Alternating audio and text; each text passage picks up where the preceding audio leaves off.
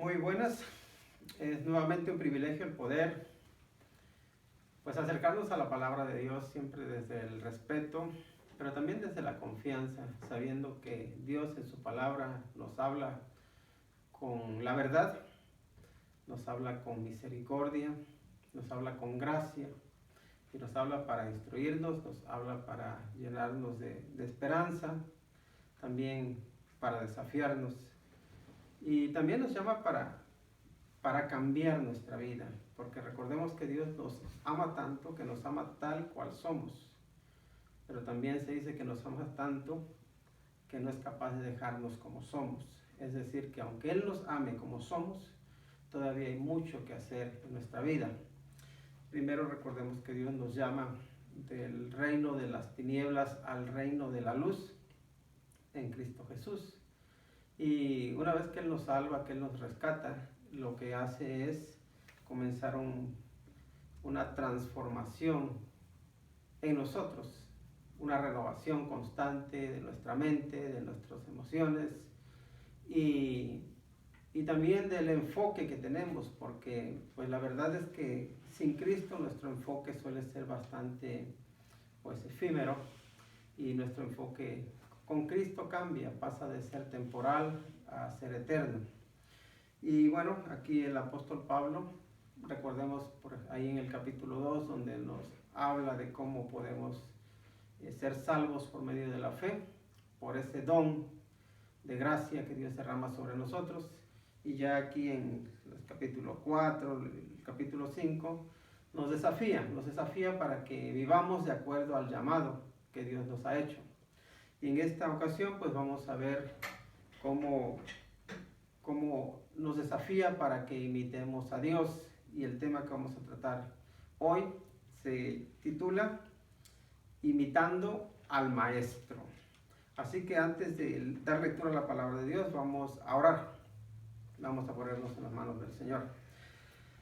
Dios Santo, te damos las gracias por el privilegio que tú nos das de poder abrir tu santa palabra, de meditar en ella y aprender de ella.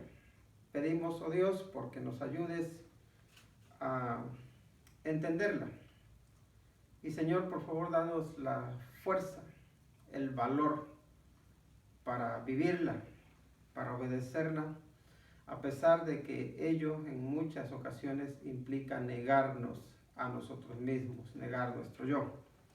Y Señor, sé que no es fácil andar en tus caminos, sé que no es fácil imitarte, sin embargo es lo mejor para nosotros, por eso te ruego porque tú nos ayudes a hacerlo.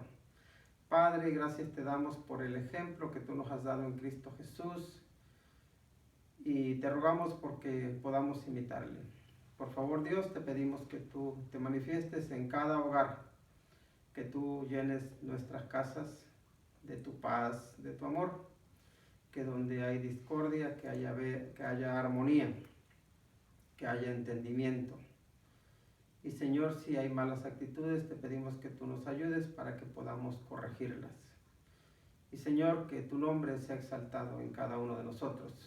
Por favor, Dios, te pedimos porque tú obres en los enfermos, para que tú, Señor, les fortalezcas y que en medio de la enfermedad puedan levantar sus ojos hacia ti y llenarse de esperanza y también de fuerza para enfrentar ese desafío.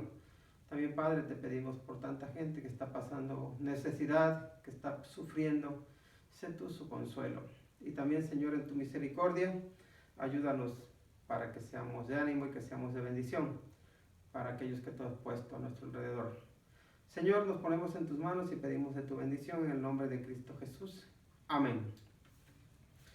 Pues quiero empezar con Génesis capítulo 1, versículo 4, donde Dios dice, y vio Dios, o más bien la palabra de Dios dice, y vio Dios que la luz era buena y separó Dios la luz de las tinieblas. Fíjense, Dios ve que la luz era buena y separa la luz de las tinieblas. La luz sigue siendo buena y Dios sigue separando la luz de las tinieblas en nuestro ser, en el ambiente que nos rodea, en nuestro mundo. nos damos cuenta que está por un lado el día, por otro lado está la noche. Pero también si queremos asimilar las tinieblas a lo que podría ser en nuestra vida en términos morales, pues las tinieblas es aquello que va en contra del carácter de Dios, es aquello que atenta contra su santidad, es aquello que quiere o mancha su nombre, pero también es aquello que mancha nuestro nombre, aquello que a nosotros nos llena de sombras en nuestra vida. Y aquí el apóstol Pablo nos hace un desafío en el capítulo 5 a que imitemos a Dios. Fíjense lo que nos dice. Vamos a leer de los versículos 1 al 5. Efesios 5 del 1 al 5 dice: Sed pues imitadores de Dios como hijos amados, y andad en amor como también Cristo nos amó y se entregó a sí mismo por nosotros, ofrenda y sacrificio a Dios en olor fragante. Pero fornicación y toda inmundicia o avaricia, ni aun se nombre entre vosotros como conviene a santos, ni palabras deshonestas, ni necedades, ni truhanerías que no convienen, sino antes bien acciones de gracias.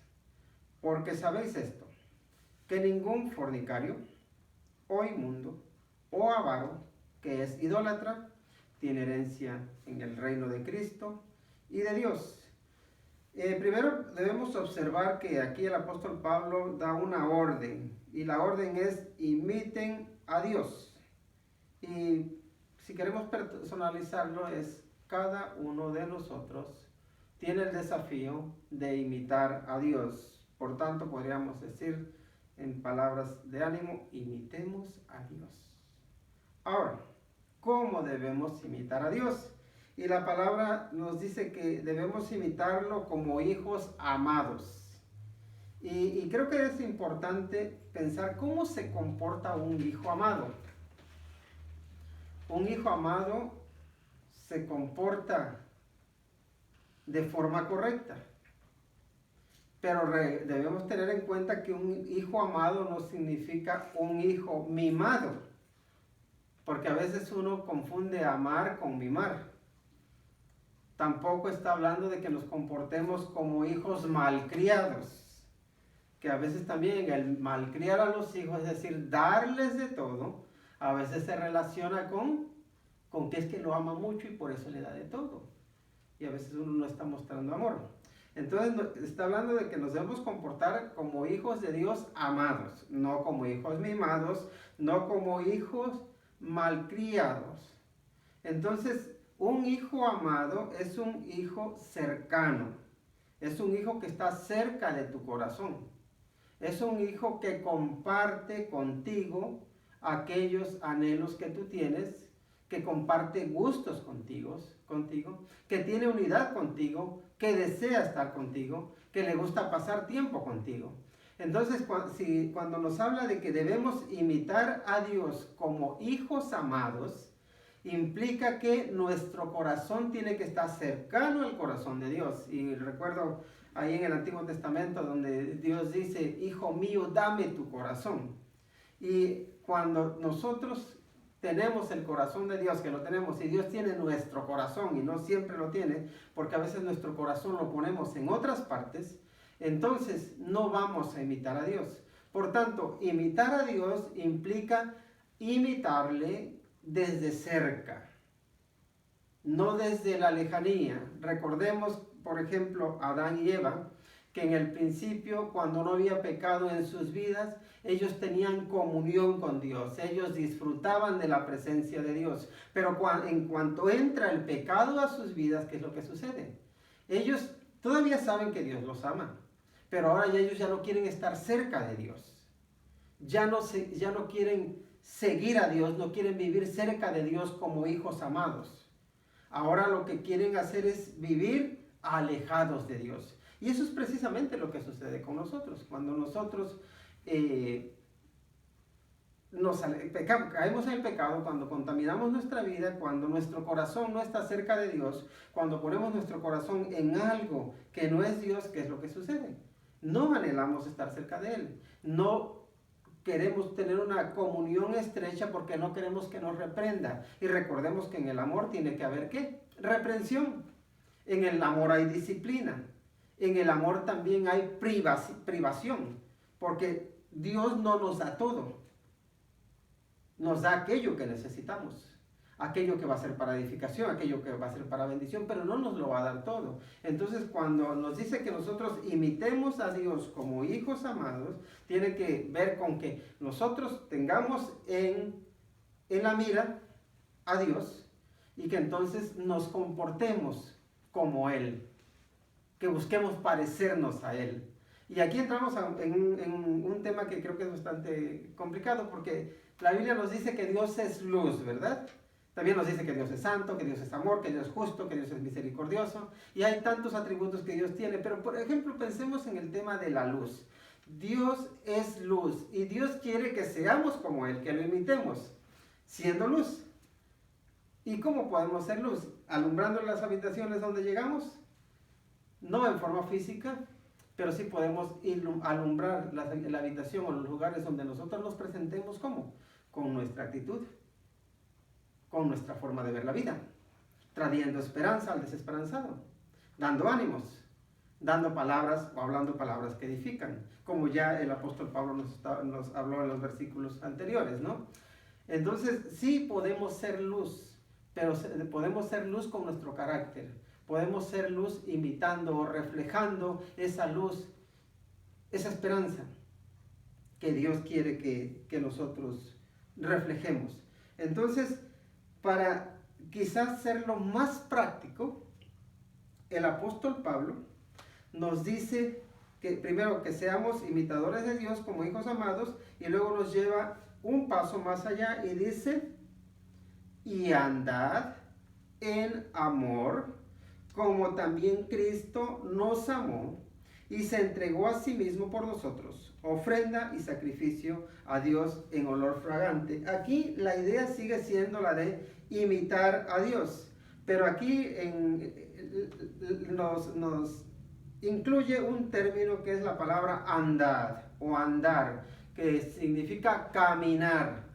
Y cuando pensamos en el caminar, no podemos menos que pensar en uno de los métodos de enseñanza que tenían los griegos, y lo hizo muy famoso Aristóteles, que eran las clases peripatéticas que le daba a sus alumnos. ¿Y qué es lo que hacía? Él caminando y llevaba a su grupo de estudiantes siguiéndole. Entonces todos iban, él caminaba y todo el mundo, o todos sus estudiantes caminaban con él, e iban aprendiendo del maestro.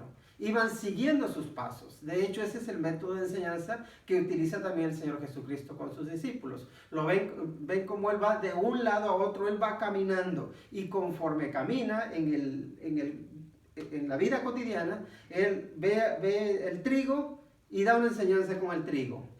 Ve el mar, da enseñanza con el mar. Ve la montaña y se sube a la montaña. Y entonces esas clases peripatéticas, ¿no? Entonces, de que los discípulos van caminando con el maestro, van aprendiendo de él, van viendo lo que hace, van viendo cómo muestra misericordia, van viendo cómo enfrenta a los enemigos, van viendo cómo se enfrenta él ante aquellos que le hacen daño, ante aquellos que actúan injustamente. Y es lo que, en términos prácticos, lo que significa imitar a Dios es pensar en cómo el Señor Jesucristo caminó y sus discípulos al ir caminando iban aprendiendo de él. Ahora, nosotros no tenemos esa dicha, podemos decir, de caminar al lado del Señor Jesucristo, pero sí podemos ver sus pasos, sí podemos ver lo que él hizo, y aquí el apóstol Pablo destaca algunos aspectos que debemos aprender conforme caminamos con el Señor. Dice que se entregó a sí mismo por nosotros. Y aquí tenemos al Señor Jesucristo, recuerden en esa última semana, que Él emprende un viaje. Él fija su rostro para ir a Jerusalén y empieza a caminar. La Biblia nos dice que los discípulos que lo siguen, ¿verdad? Y el Señor Jesucristo va con dolor, sí, pero también va con decisión. Va a entregar su vida. Y de hecho llega un momento en que Él les dice que va a morir, que va a ser entregado y que sus discípulos lo van a traicionar en ese punto, que no lo van a imitar. Y Pedro le dice, no, Señor, yo sí te voy a entregar, yo me voy a entregar por ti. Yo sí he aprendido lo que significa uno entregarse por los demás y yo estoy dispuesto a dar mi vida por ti. Luego en la práctica no fue tan fácil, así igual que nosotros, ¿no? Nosotros por los seres queridos decimos, sí, yo doy mi vida porque esta persona esté bien, pero luego ya cuando se trata de la práctica, algunos quizá lo lleven a cabo, pero otros tal vez no. Entonces ahí tenemos al Señor Jesucristo que va caminando hacia la cruz y en la cruz se va a entregar. Y aquí el apóstol Pablo destaca eso, dice, se entregó a sí mismo por nosotros. No solamente pensó, voy a entregarme por estos hombres y mujeres a los cuales yo amo, sino que se entregó. Está hablando de una acción realizada. Él ya dio ejemplo de cómo se hacen las cosas. Él dijo, voy a entregarme y se entregó. Ahora bien, entregarse uno mismo, ¿qué puedes dar tú que sea más valioso que eso?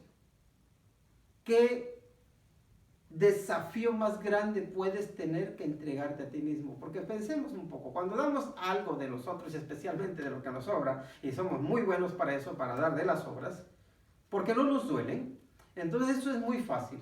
Yo si tengo mucho dinero y digo, doy un 5%, un 10%, lo que sea, pero no me duele, ¿por qué? Porque no me cuesta.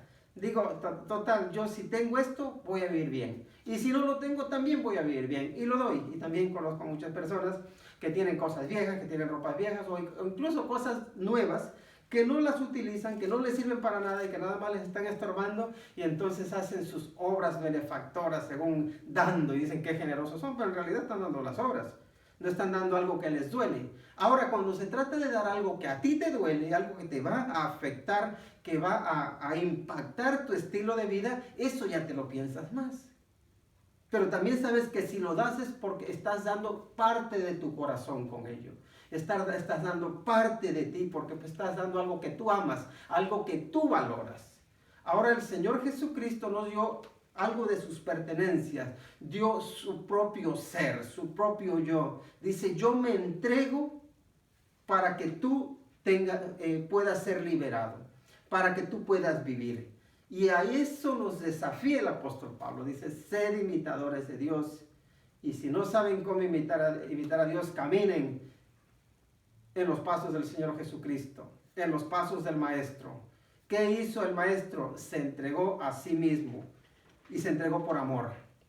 Porque también el apóstol Pablo, recordemos en 1 Corintios 13, nos dice que nosotros, aunque entreguemos nuestro ser para ser quemados y lo hacemos sin amor, eso es un acto banal que no sirve para nada, porque está vacío, porque no tiene valor, porque incluso nosotros a veces llegamos a menospreciar nuestra propia vida, cuando creemos que no valemos nada. Ahora, cuando vemos el valor que tenemos por el valor, porque Dios le ha dado valor, entonces ya cambia. Y bueno, aquí el Señor Jesucristo se entrega a sí mismo porque valora su vida y valora la tuya tanto que te ama y dice, me entrego porque yo no quiero que tú mueras, porque yo quiero darte vida eterna. Me entrego, muero para que tú tengas eternidad. Ese es uno de los aspectos que el apóstol Pablo nos desafía a que nosotros aprendamos y llevemos a la práctica. Ahora, fíjense cómo dice que Él se entregó a sí mismo por nosotros y nos dice, ofrenda y sacrificio a Dios en olor fragante. Y es que si nosotros nos entregamos, si llegamos a entregar en algún momento nuestra vida, hay personas que entregan su vida vanamente, que lo que están haciendo es desperdiciar su vida. ¿Por qué?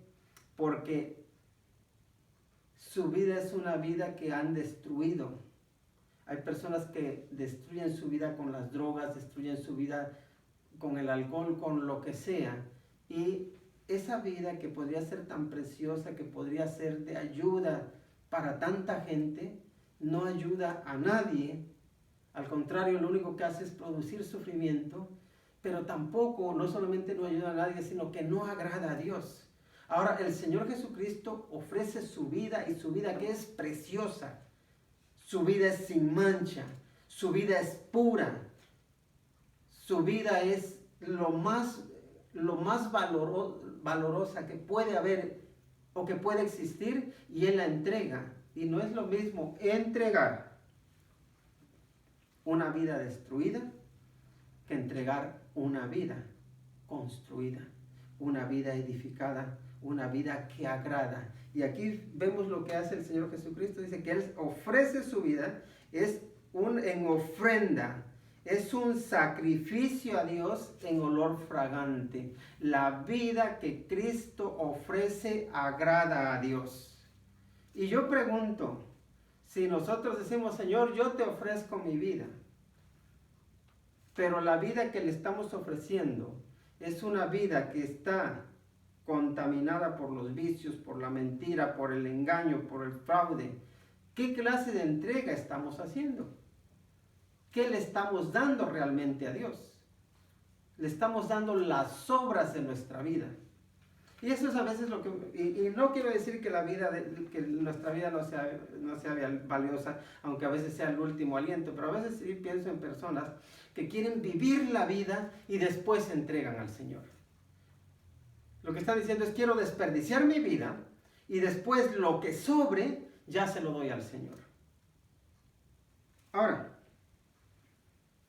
cuando uno entrega su vida a Dios, la entrega porque uno quiere beneficiar a otros, porque uno bendecir a otros, pero también porque uno quiere agradar a Dios. Y entregar la vida a Dios tiene que ver con uno negarse a sí mismo, tiene que ver con uno dejar el orgullo a un lado, tiene que ver dejar así sus apetitos carnales a un lado y decir, Señor, tú ocupas el primer lugar en mi vida. Y cuando es así, entonces nuestra vida es una ofrenda que sube a Dios como olor fragante.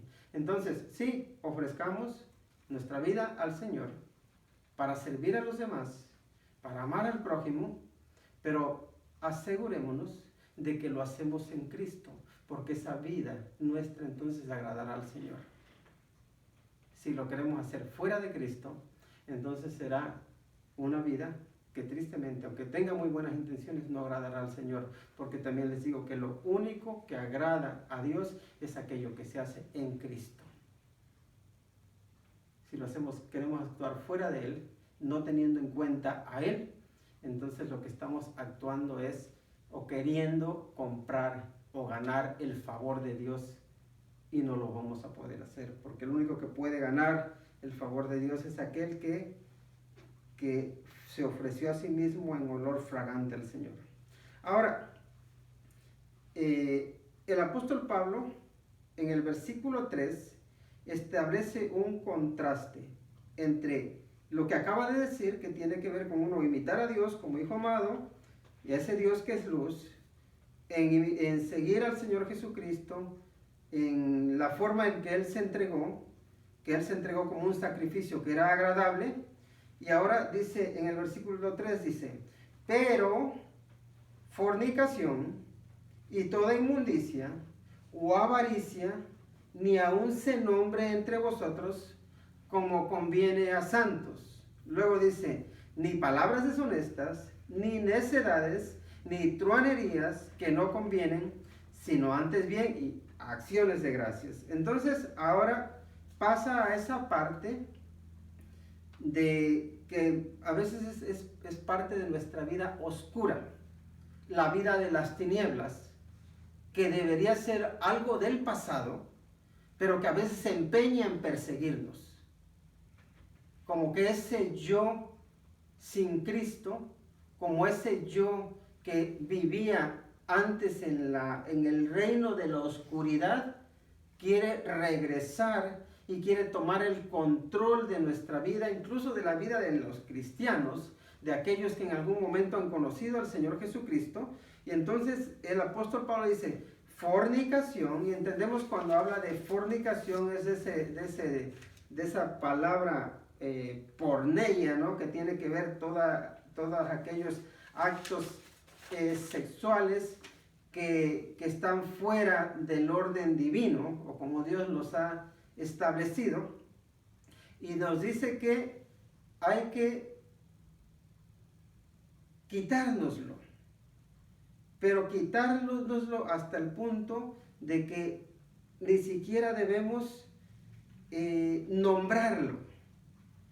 Y aquí cuando se refiere a que ni siquiera debemos nombrarlo, tiene la idea de que no nos regocijemos o no nos alegremos con aquellos que se alegran con esto, porque no sé si les ha tocado, pero se hacen muchas bromas de la inmoralidad, del engaño, de la traición. Y hay muchas bromas y el tema es que a veces uno se hace partícipe o a veces hasta parece que está alentando a las personas a que se deleiten en ese estilo de vida. Pero en realidad aquí dice, primero dice fornicación, que es la porneia esa. Luego la inmundicia, que tiene que ver con la suciedad. Primero moral, pero también física. Y recordemos que aquí el apóstol Pablo está utilizando, aquí en la inmundicia está utilizando ese término que describía a los animales puros y a los animales inmundos. Había animales que eran sucios o inmundos o impuros, que no podían consumirse, que no eran aptos para el consumo y que tampoco podían presentarse delante del altar de Dios. Estaban los animales limpios que sí podían ser ofrecidos en sacrificio, pero incluso los animales que podían ser ofrecidos en sacrificio tenían que estar limpios, no tenían que ser inmundos. Entonces aquí el apóstol Pablo utiliza esa palabra que todo mundo tenía en la mente de las costumbres judías, de cuando se ofrecían los sacrificios, y dice, miren, toda inmundicia tiene que estar alejada de ustedes. Así como esos corderos que tenían que ser ofrecidos limpios, que tenían que ser sin mancha, que no debían tener ninguna enfermedad, que debían ser perfectos para ser presentados delante de Dios, que debían ser aprobados. Así cada uno de nosotros tiene que despojarse de toda esa inmundicia y ser presentado a Dios como algo limpio. Pero también recordemos que estaban los rituales o las abluciones que tenían que ver con uno purificar su cuerpo, ¿no? Que tenía que ver con lavarse o con limpiarse. Bueno, no sé por qué, pero hay cierta edad en que uno como que se acostumbra, bueno, no necesariamente cierta edad, pero en muchas edades he visto, que uno se acostumbra también, uno no asearse. Y el aseo personal es importante. El aseo personal sí físico. ¿Por qué? Porque Dios ha hecho que nuestro cuerpo sea templo del Espíritu Santo y debemos cuidarlo y debemos asearlo, debemos limpiarlo. Por un lado, para que no vengan infecciones, para que no nos enfermemos de forma innecesaria, pero también y de forma especial debemos ser puros espiritualmente. Limpiar nuestra vida, limpiar nuestra alma, nuestro ser, nuestra mente, que también tiene que ver con las inmundicias. Así que el apóstol Pablo, cuando nos dice que quitemos de nosotros fornicación e inmundicia, nos está diciendo limpia tu vida. Luego también, límpiate de la avaricia. ¿Y qué es la avaricia? La avaricia son los deseos de ganancias injustas o de ganancias también indolentes, se puede decir. Cuando uno es avaricioso, por un lado, no se agrada o no se conforma con lo que tiene, se cree que para ser feliz necesita un poquito más y siempre necesitará un poco más, y para conseguir aquello que cree que necesita, no le importa comprometer sus principios, no le importa ir en contra de lo que Dios nos manda, no le importa dañar a las personas, no le importa robarle a los demás, porque lo que quiere es enriquecerse, porque todo lo que quiere es para sí mismo. Si queremos verlo desde otro punto de vista, para la persona avariciosa parece que el mundo gira a su alrededor. Todo tiene que ver con conseguir lo que él o ella quiere, sin importar si pisa, si daña, si destruye, si roba. Y nos dice que nos limpiemos de toda avaricia. Es más, que ni siquiera mencionemos la avaricia. Ahora, también hay que quitarnos de nosotros las palabras deshonestas. ¿Y aquí a qué se refiere con las palabras deshonestas? Bueno, podrían ser las obscenidades, las indecencias o las palabras vergonzosas o también las palabras sucias. Es interesante notar cómo precisamente ayer estábamos hablando con personas de distintos trasfondos, de distintos países, y cómo algunas expresiones que tenemos en un país o en un contexto, a veces en un estado, otros en otro estado, o provincia o departamento, como queramos dividir, es interesante que en algunos lugares a unas palabras que son totalmente inofensivas se les ha dado un uso ofensivo. Y entonces hay personas que te pueden estar a ti ofendiendo con lo que están diciendo, pero a ti eso no te llega. ¿Por qué? Porque nunca, para ti eso no es una ofensa. Ahora, el tema está en que las palabras se hacen ofensivas, sí, por su significado, pero también se hacen ofensivas por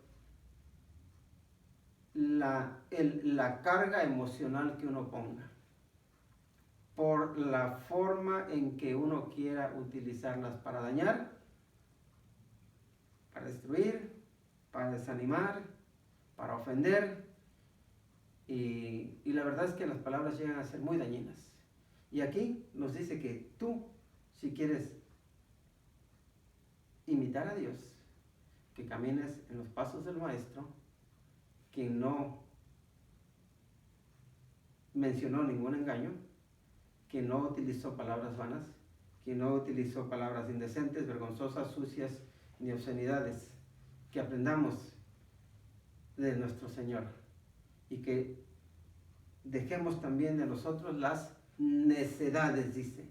Y aquí las palabras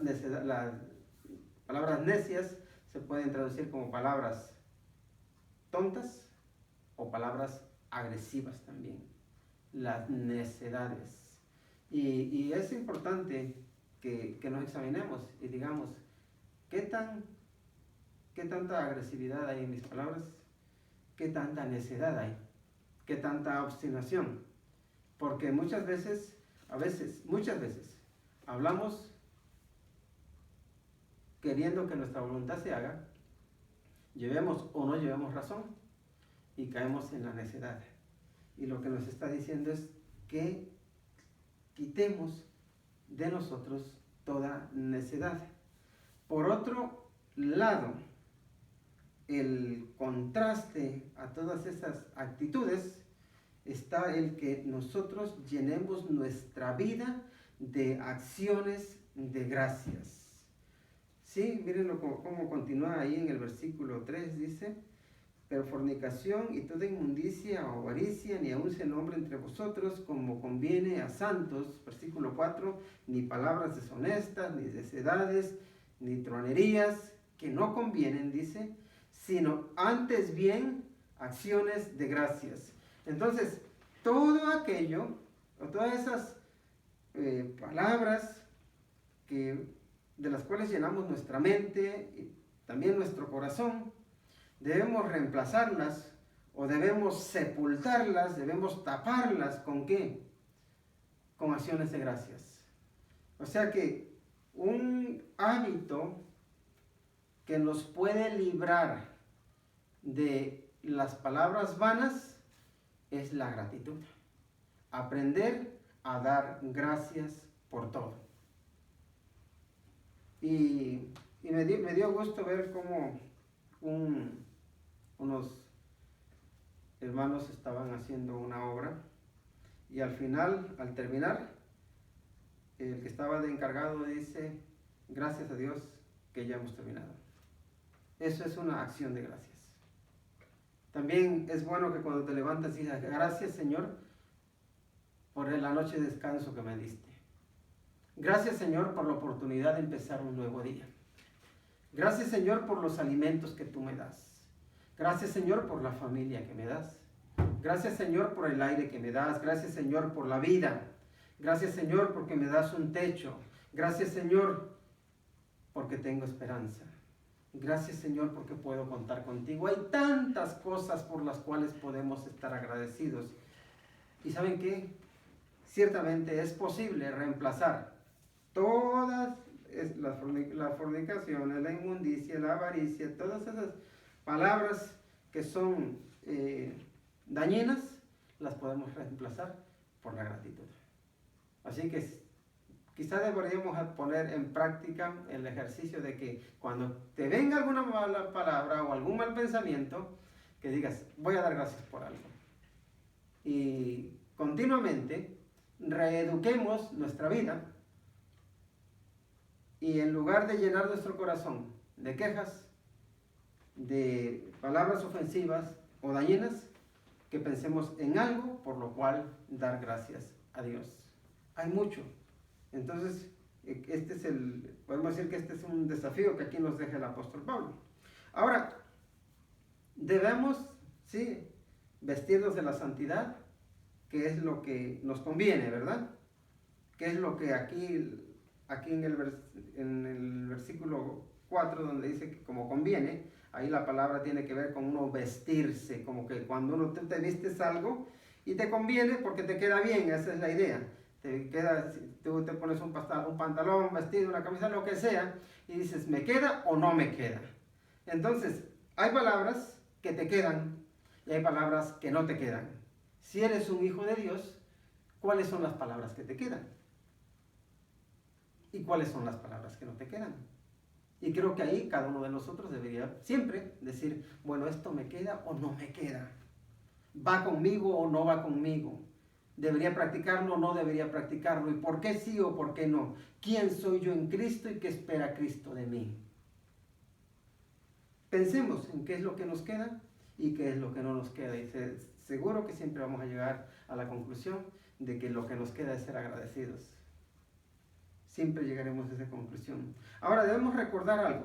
Debemos recordar que los fornicarios, que los inmundos, que los avaros, dice que son idólatras, no tienen herencia en el reino de Dios. Eso es lo que nos dice aquí en el versículo 5. Dice, ¿por qué sabéis esto?